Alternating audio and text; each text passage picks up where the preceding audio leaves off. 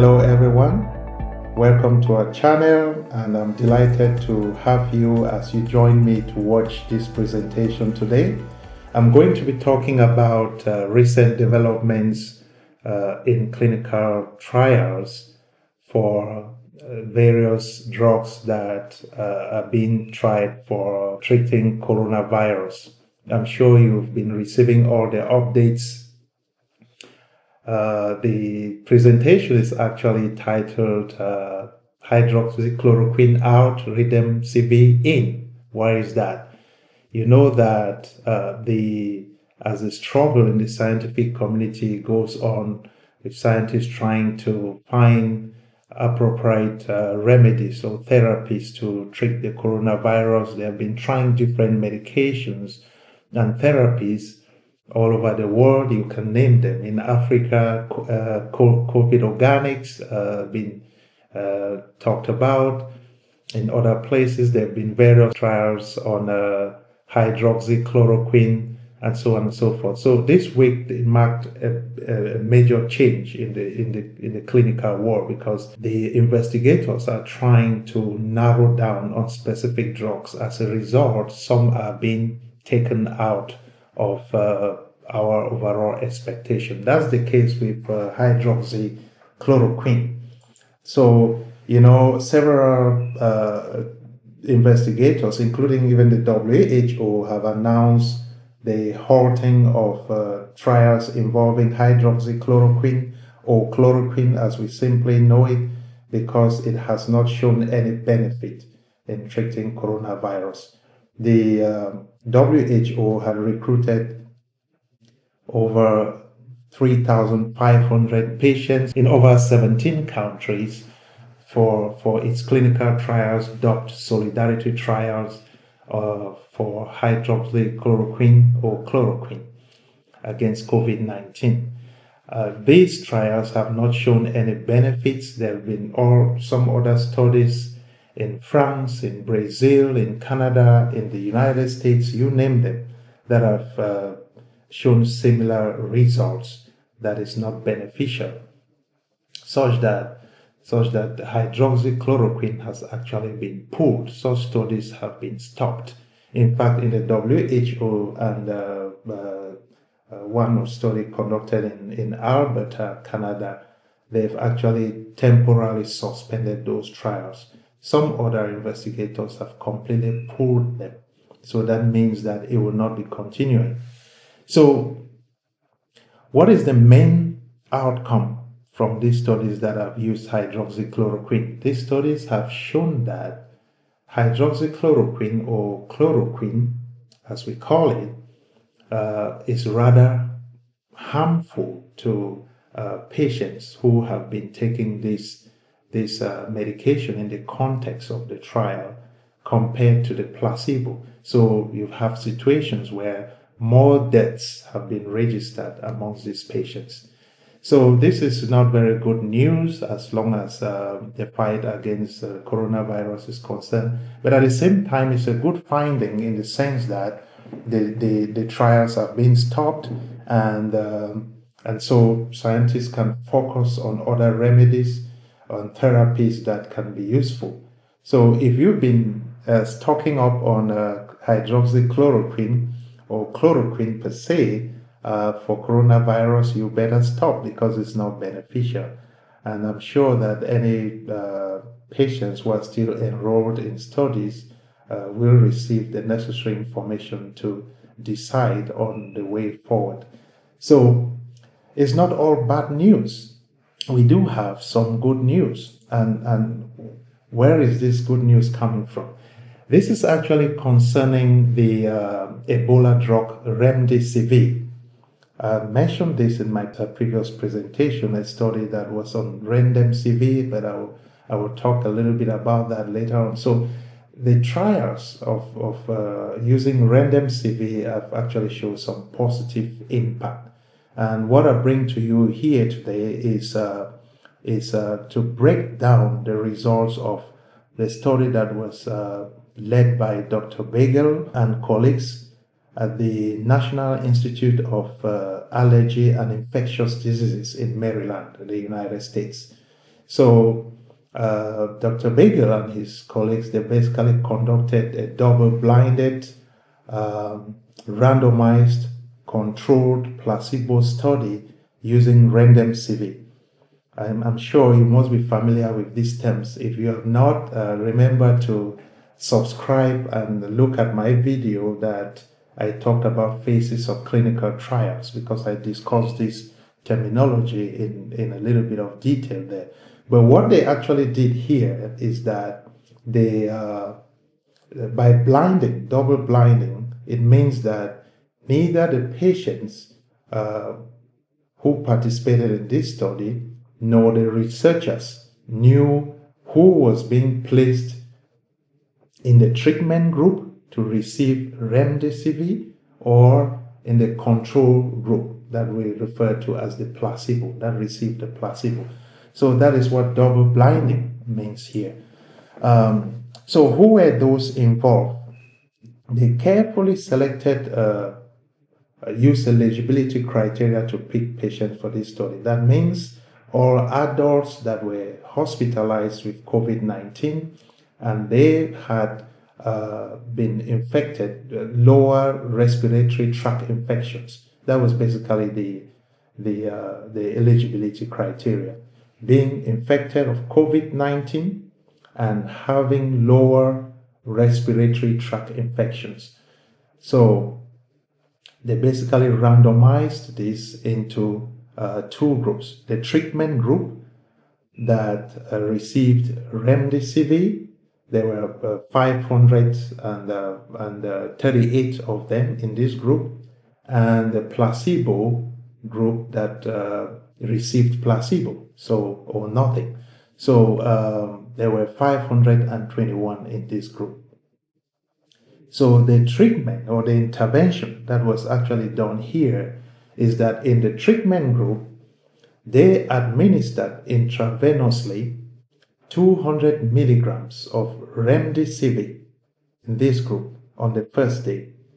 And then subsequently, they administered 100 milligrams of remdesivir daily for over 9 days. And the control group received a placebo for 10 days. So in order to be able to deduce the efficacy of this drug, the investigators also defined the measures. How would they measure efficacy to be able to know if it worked or it didn't? So the primary measure of efficacy here was time to recovery following hospitalization and start of this trial. So they basically define time to recovery as being discharged from the hospital or continuous hospitalization for infection control purposes. So you either got to be discharged because remdesivir has worked well, or if you remain in hospital, you were there to be followed up for infection control. So this was a primary criteria. Of course, they had some other, they also had secondary measures. For example, they looked at death rates among study participants. They also looked at self-reported adverse events. And so they included several socio-demographic characteristics, whether Black, American, white, and so on and so forth. And they look at multimorbidity. That means whether you had no baseline chronic condition, or if you had one chronic condition or multiple chronic conditions. So these were associated variables associated with the study. Okay. With these, they then looked at specific chronic conditions also, like obesity, hypertension, diabetes. But we'll not go into all of that. I just wanted to mention that in studies like this, they always capture the underlying conditions of the participants in order to be able to interpret the findings when you stratify by those conditions. So we will keep it simple and just break down what they found here. So They then followed these participants, and they released preliminary results, which is what has caused a lot of the media reporting this and some actions around this. So what they find was that in terms of the recovery time, they found that the median recovery time was 11 days for the treatment group, that's those that received remdesivir, compared to 15 days for those that were in the placebo group. Similarly, they looked at the rate ratio for recovery. That basically means the rate of recovery for the treatment group relative to the placebo. And they found a rate ratio of 1.32. So this means that those in the remdesivir group would recover, the rate of recovery would be, in simple terms, 1.3 times more likely to recover compared to those in the placebo group. So those were the two measures of recovery time: median recovery time and rate ratio of recovery. So they also then looked at the death rate. So by the way, before I go to the death rate, I should state that the differences for the recovery time were statistically significant between the treatment group and the placebo group. That means and not just statistically significant, but there was a clinical significance. So being able to be discharged within 11 days following onset of the trial as compared to 15 days for the placebo. So these were statistically significant differences between the groups. Another measure that they looked at was, what about death rates? Is there any difference between the groups? To measure this, they looked at the hazard ratio of death. They calculated the hazard ratio of death, which means death in the remdesivir group relative to the placebo. And they found a hazard ratio of 0.7, which translates to those in the treatment group were 0.7 times less likely to die from coronavirus compared to those in the placebo. In other words, death rates were lower in the remdesivir group compared to the placebo. That's to interpret it in simple terms. They also looked what we call Kaplan-Meier estimate of death. Let's just call it estimate of death by the 14th day of the study. This is a percentage. So they've also found that the estimates of death by the 14th day of the trial was 7.1% in the treatment group as compared to 11.9% in the placebo group. So these are very encouraging findings. Of course, these were not necessarily statistically significant, but if you look at the fact that the hazard ratio of 0.7 is showing lower death rates in the treatment group compared to the placebo, and an estimate of death within 14 days that was lower by 4 points by 4 percentage points in the treatment group compared to the placebo group. That is worth noticing. So they also look at adverse events, the rate of adverse events. Adverse events may just be things like side effects that may be reported while you take medications as well. Could be vomiting or any other thing. So they categorize this as adverse events. When they looked at the serious adverse events in the randomized groups, they found that there was 21.1% reported adverse events in the remdesivir group compared to 27% in the placebo. So again, a very good noticeable finding. So because of these positive, encouraging results for this, they went ahead and concluded that in adults hospitalized with COVID-19 and having lower respiratory infection, remdesivir was superior over placebo in shortening time to recovery. So this is a major conclusion. So when these results were published in the New England Journal of Medicine, I think May 22nd, it brought a lot of changes to how the clinical trials on COVID-19 would be structured going forward. So some investigators immediately made adjustments, filed adjustments to their protocols, and so on and so forth. These coupled with the harm observed in the hydroxychloroquine trials caused it to be halted and pulled right away. So that's why I refer to this as a narrowing down on research to likely cure. So note that this is not yet a cure. The recovery time, as I mentioned, was the measure here that proved to be significant. So let us look at the implications of this study. What implications?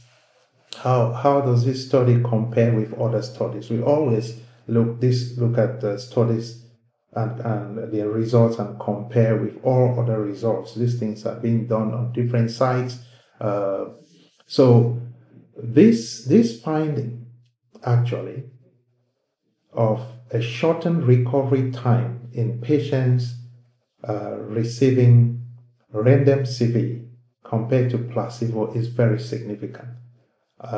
Compared to a previous study that I also reported on, a previous study that was conducted in China, whereby it only had 237 patients, and that found insignificant recovery time between those receiving remdesivir and placebo. In fact, the recovery time reported in that study was 21 days for treatment group and 23 days for placebo group, and it was deemed insignificant statistically. And the study was actually pulled. It failed because the investigators were unable also to have a full recruitment of participants as the outbreak of COVID-19 in China ended. So statistically, it would say that such a study had lower power to detect change compared to this current study. So I just wanted to put that in context. This study had over 1,000 participants, so a very large sample, sufficiently powered. So there are other implications. For example, we know the question we may want to ask is, does it mean that remdesivir is now licensed for use against coronavirus?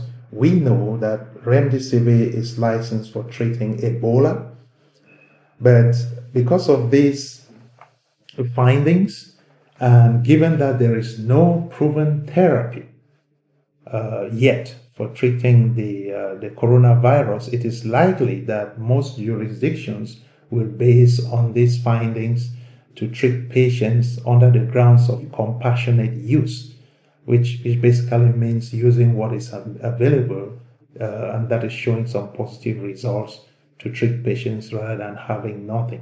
I think this status may change. The situation of licensure of remdesivir or other drugs may change depending on the jurisdictions. It will be for various approving authorities to decide given the data that they have. So, for example, the FDA in the United States or in other countries like in Africa, the various ministries of health, we have to make those decisions.